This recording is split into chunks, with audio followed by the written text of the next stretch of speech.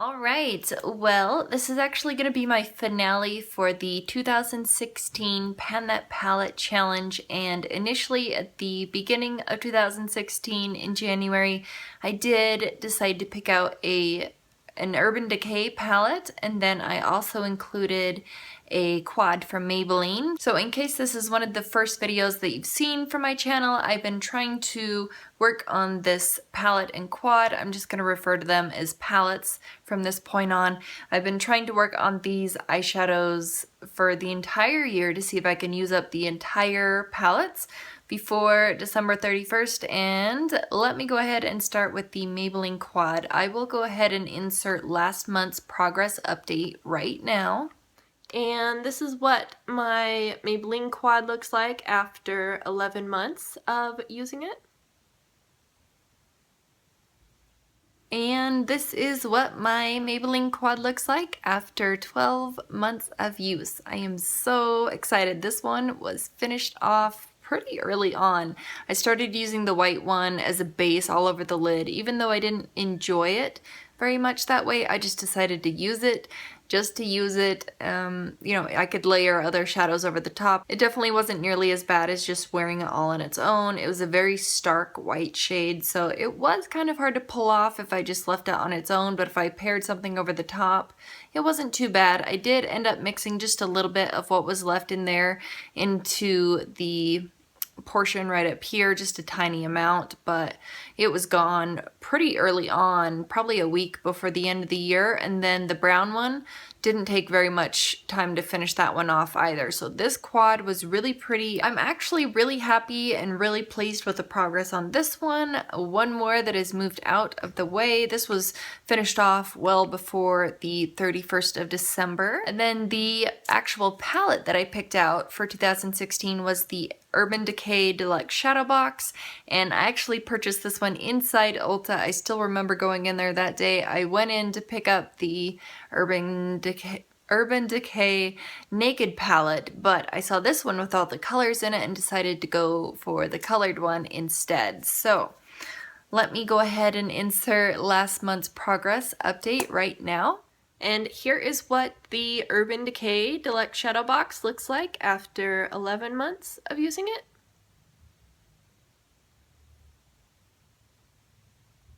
And this is what my Urban Decay Deluxe Shadow Box looks like after 12 months of using it.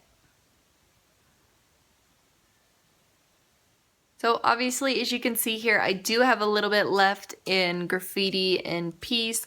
Everything else in here is completely cleared out. I did have a little bit up in Ransom that I had taken. I took a little chunk out of Peace and mixed it in with one of my Wet n Wild shadows, and it made this really pretty kind of duochrome, very soft, purpley, shifting shadow. Love that one to death. I just tossed that one on the lid for the most part. And then this one in Peace, all the progress that was made on this one was just wearing this as a liner 4 times. That's it. So I was actually pretty impressed with how quickly that one went.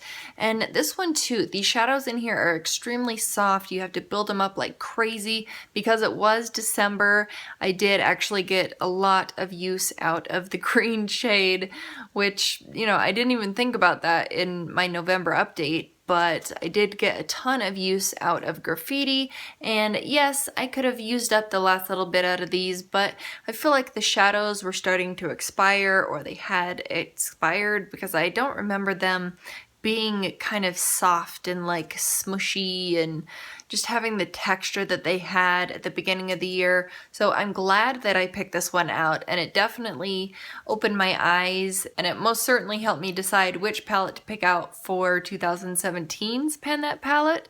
And that video should be coming shortly, by the way, but everything else in here is finished out, so I am perfectly fine. I'm very satisfied with what's left in Peace and Graffiti.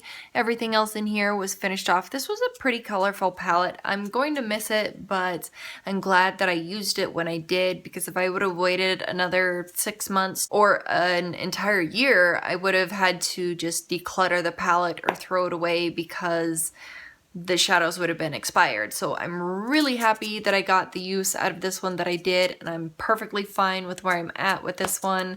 Of course, I could have finished off the last couple, you know, applications of shadow in here quite easily, probably 2 or 3 applications and all the shadow would have been finished, but I'm fine with where I'm at the moment, and I'm actually considering both of these completely finished, and I will be tossing these into my yearly empties video, so stay tuned for that. That should be coming up in a couple days. I did post on Instagram my kind of rough itinerary for my upload schedule for the next month or so. So in case you were curious about what videos I'm trying to get out to you guys, you can go over there and check it out. You know, things will change here and there, but for the most part, that's the schedule that I would like to stick to and the videos that I would like to get out first before other ones. So anyway, that was it for 2016, and I'm really excited that I got these two out of the way, and I actually decided to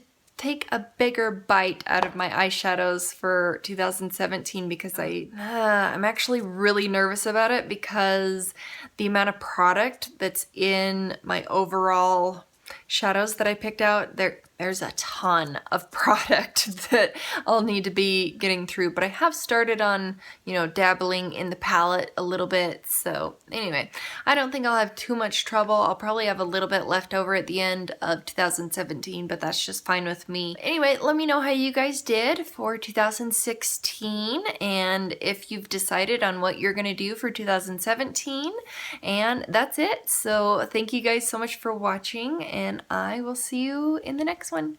Bye.